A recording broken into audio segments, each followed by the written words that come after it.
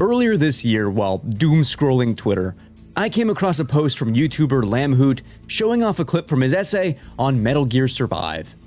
This was the video. But once it does show up, it's practically all you see. It's larger than any other creature. It's more at the scale of a landmark. It stopped me in my tracks. Wait.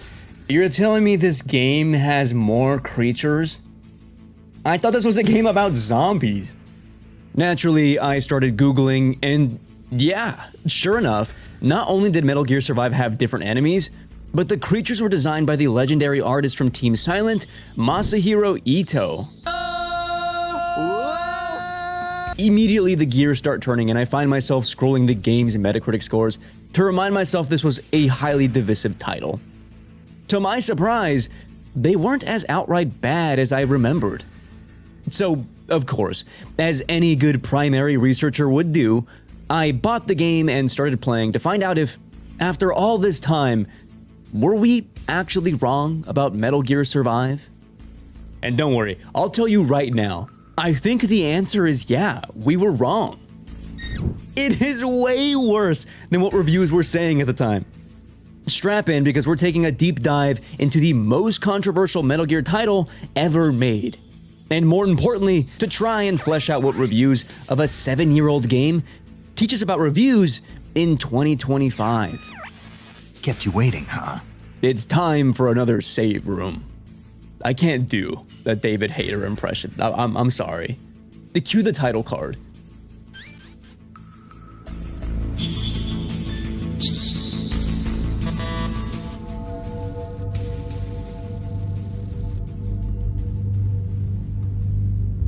Metal Gear Survive is not a good game. It's a hodgepodge of survival action systems and mechanics we're supposed to engage with, but that are positioned in a way that creates needless problems and unenjoyable friction. A game where the question of incentive is constantly challenged by design that undermines all its foundations. Issues that persist even into the late game. And while it may seem like my criticism of Survive is an amalgamation of trivial nitpicks, stick with me because all of them combined point back to the game's larger issues with the overall design and how it ends up a worse game than it originally pitches. So, this is how the game starts. There's an alternate dimensional portal that opens up above Mother Base. Things get sucked in, we float up toward the portal, we escape its pull, we fall, we die, we're brought back to life. And then we get to create a character before we're shipped off to the world of Detae. Once you're in... Oh? I was kicked from my game? For server maintenance. Okay. Alright. What the fuck? Okay. Well. Guess I can't play. Yeah, okay, so the game has weekly server maintenance and just kicks you out of the game if you happen to be playing. There's no mention of this, by the way, on Konami's website, and the only thing I managed to find that corroborated this was references to a tweet Konami posted that has since been deleted. So, if you want to play Survive, for some reason, don't do it on Mondays at 9 p.m. Pacific. Okay, let's try this again, for real this time. Metal Gear Survive's action and exploration all hinge, surprisingly and interestingly enough, on the series' core roots. Stealth. During the introduction, the game pits you in a room against your first Wanderer, the red crystal-headed zombie-adjacent creature that you'll encounter most often out in the open world. Here, you learn that the Wanderers can't actually see and instead rely on their sense of hearing to pinpoint where you are, clicker-type shit. So in classic stealth game fashion, you hug behind cover and sneak past to the end of the room. You're then introduced to the stealth takedown and voila, you have what is supposed to be the ideal way to encounter enemies in the game. Except, here's the problem. Because Metal Gear Survive reuses the open environment maps from Metal Gear Solid 5, it means that enemies aren't largely situated in tight corridors where you can easily sneak around them using cover like guardrails or hallways. Instead, they essentially roam the map in wide open areas, usually in large groups too, rendering the stealth approach the tutorial sets up sort of obsolete.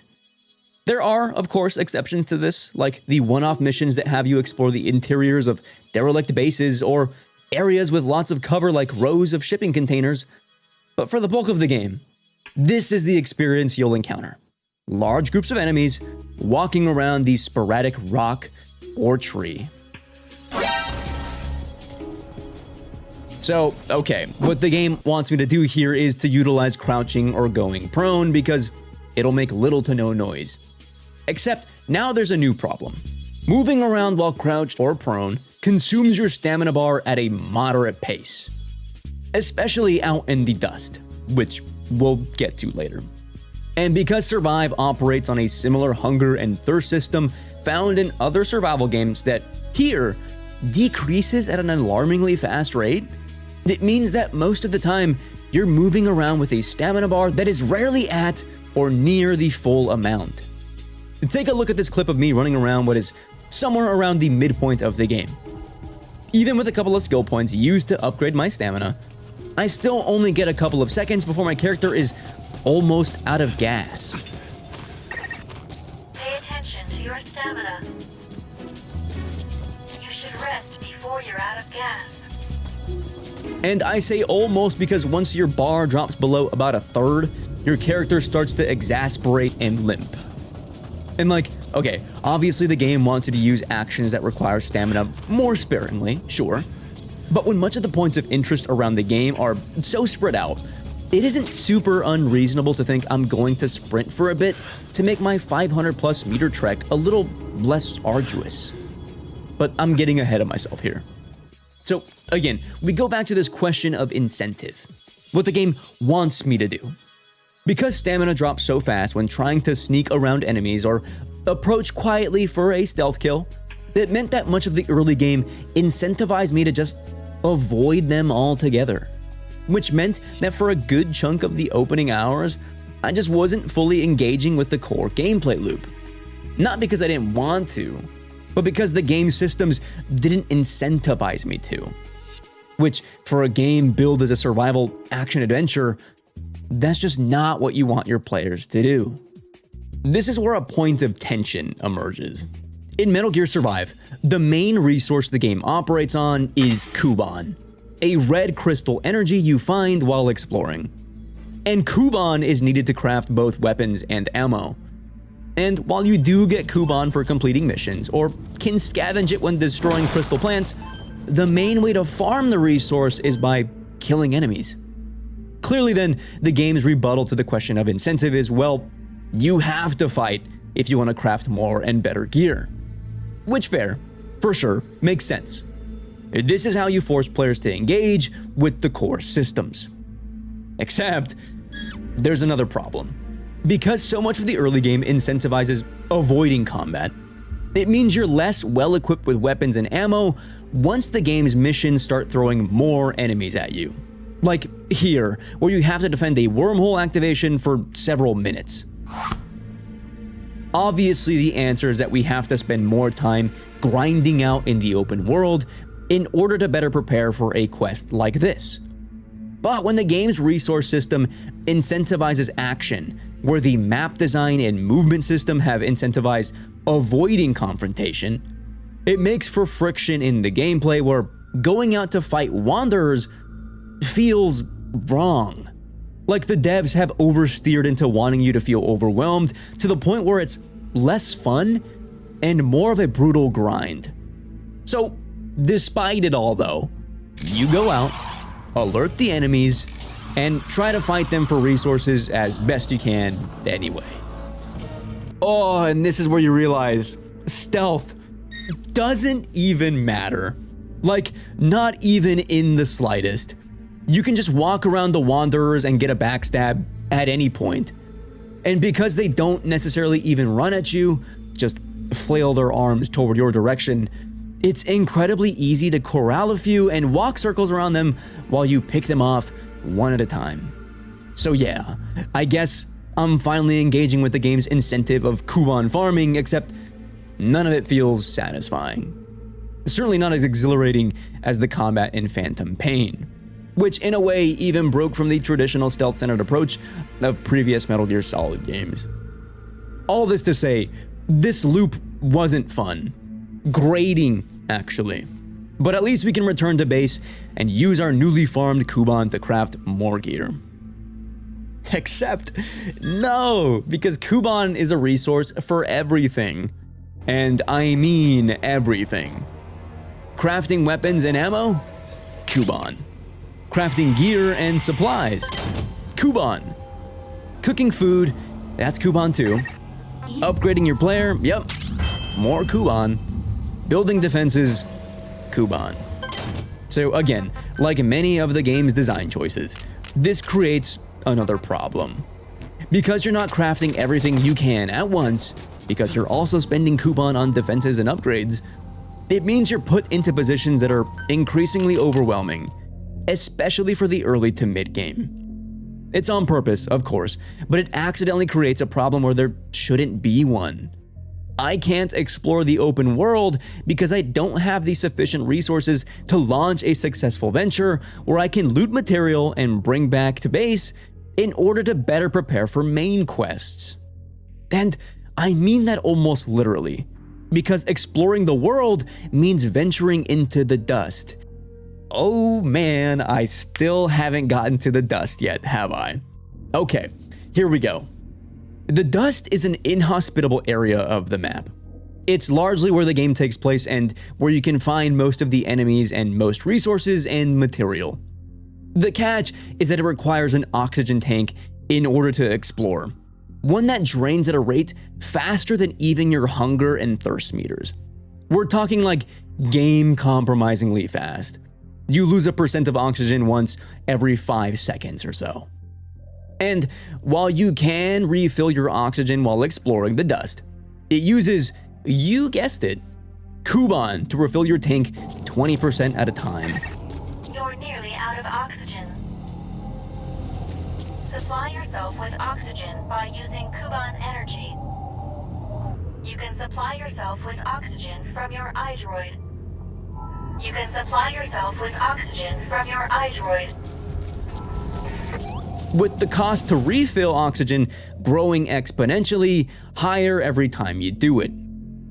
The second catch, because once is not enough, is that using Kuban also degrades the quality of your oxygen tank, with each refill eating up 10% of your O2 tank's durability. And if you want to repair it, yeah, Kuban again. On top of this, your map is rendered useless while out in the dust. Map markers and your position in the world all disappear once you enter the threshold, with the sole exception that they return if you're able to stumble across and touch a road.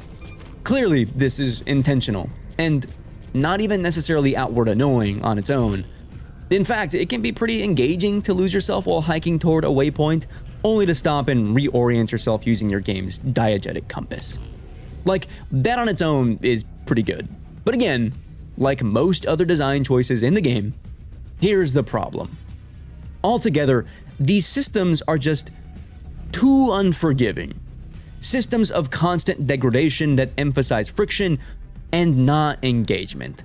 Like, it's one thing for your character's thirst to drain the maximum count of your stamina, but it's entirely another to have that compounded with stamina draining significantly faster when out in the dust. Like, does that make sense? If you're thirsty, you don't have a full stamina bar. And then when you use stamina in the dust, it drains faster than using stamina when you're not in the dust. Then this makes sense, right? Okay, I'm moving on. Look, I know I'm probably being a bit exhausting here. There are, of course, these sporadic vehicles you can find from time to time to make exploration a bit easier. But it's important to note, these are far and away the exception to the game's design. So, once again, we go back to the question of incentive.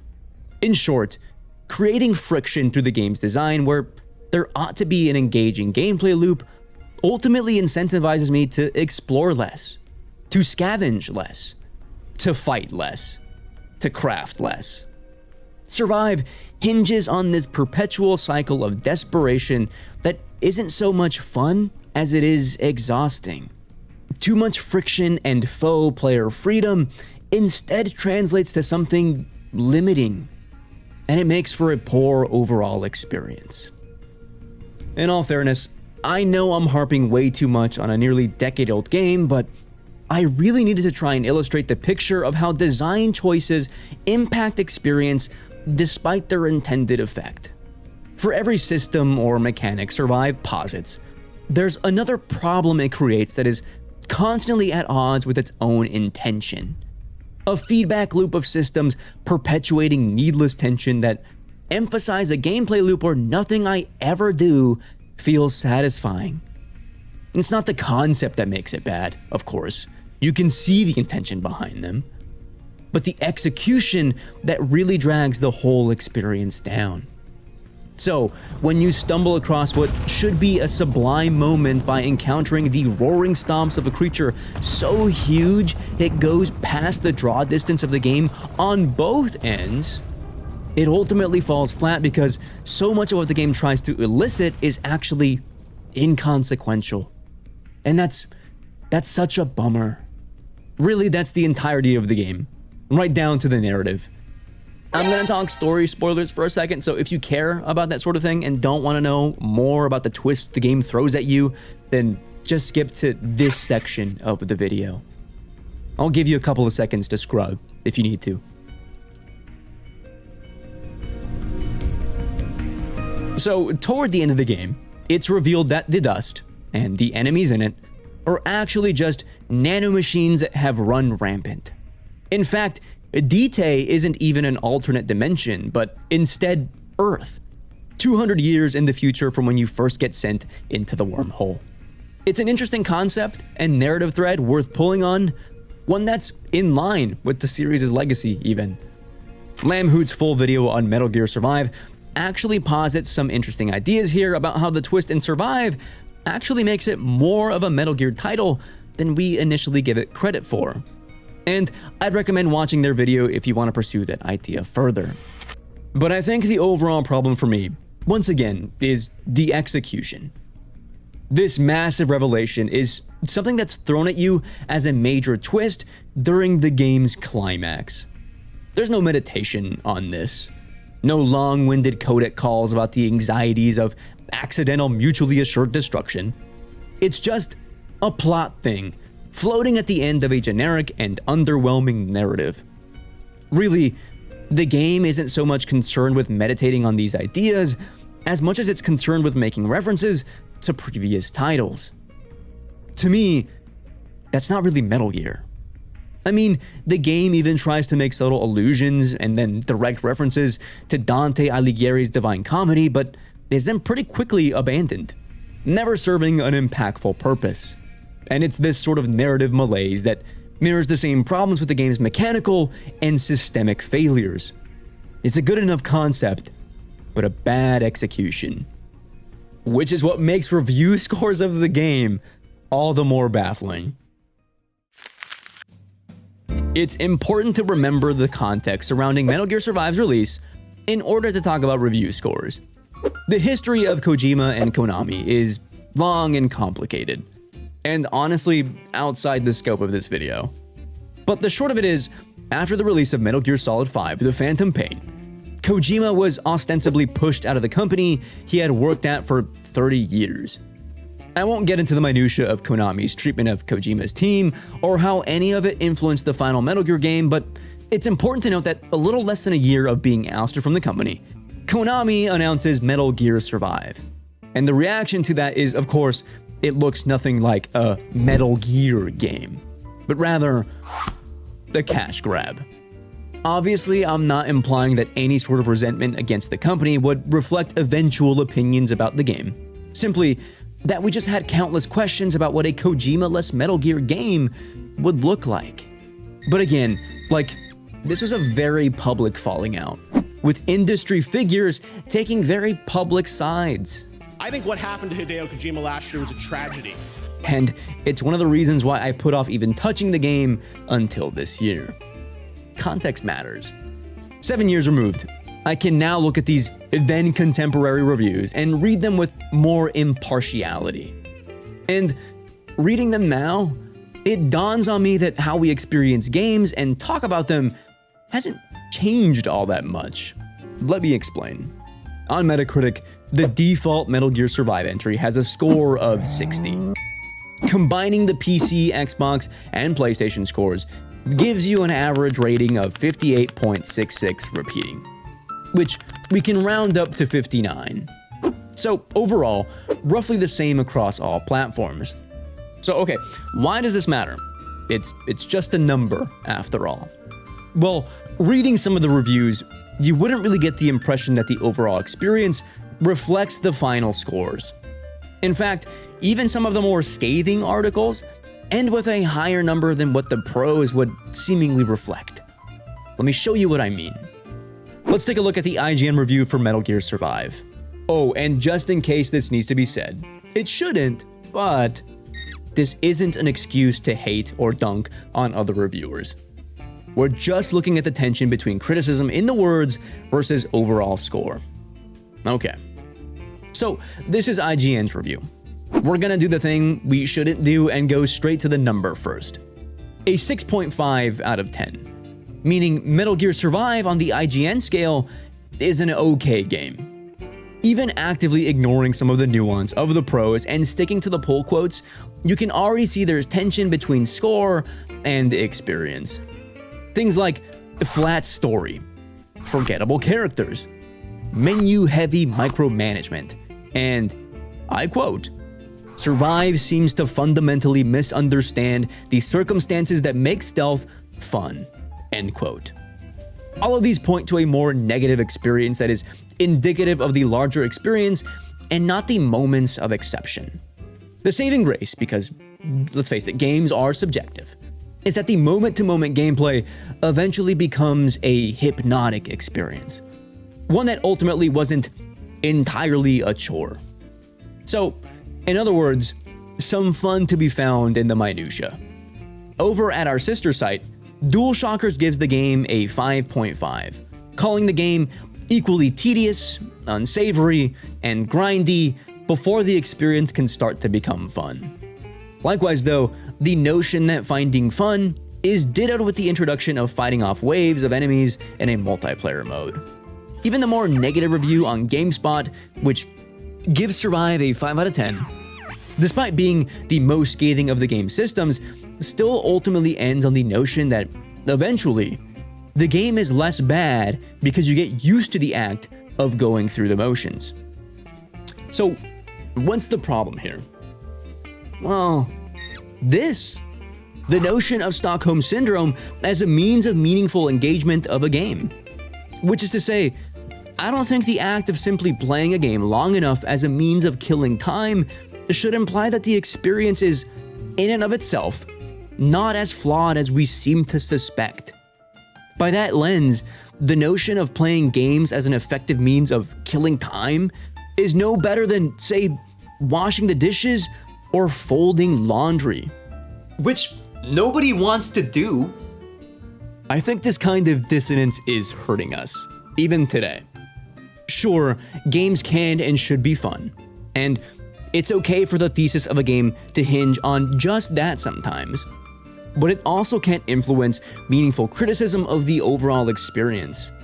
If a game is bad, it's okay for it to be bad, and I don't think we have to qualify criticism simply because we spent time convincing ourselves there are salvageable aspects. Look at games like Indiana Jones, for example. An 86 average Metacritic game, or the 46th highest rated game of 2024. Closer inspection of reviews will tell you that its dull combat and lifeless AI are offset by a remarkable Troy Baker performance and an engaging narrative reminiscent of the Spielberg movies. But like, that game does not play well. Certainly not for a polished AAA title in 2024. And like, for the majority of the game, that is the experience. One that, similar to Metal Gear Survive, leaves a sour impression of the overall game.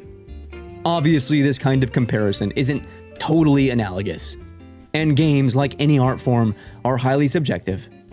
But I do think there's a certain level of malaise we tend to forgive if a game has a high enough budget, or we've spent hours playing beyond a certain threshold. And, of course, any video game experience is gonna be nuanced. It's a complicated medium, after all. But I do think it's okay if we hold the measurements of criticism to a higher standard than the ones we usually tend to give. And forgive.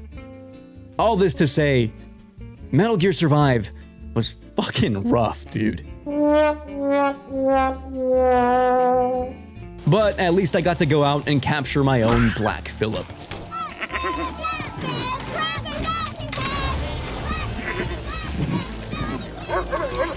Let me know what you think of Metal Gear Survive. I mean, did you ever even fucking play the game? Probably not. But if you did, was it as bad as we thought it was 7 years ago? Or am I just crazy? Until next time, my name is Christian. This is Save Room. We'll see you in the next one.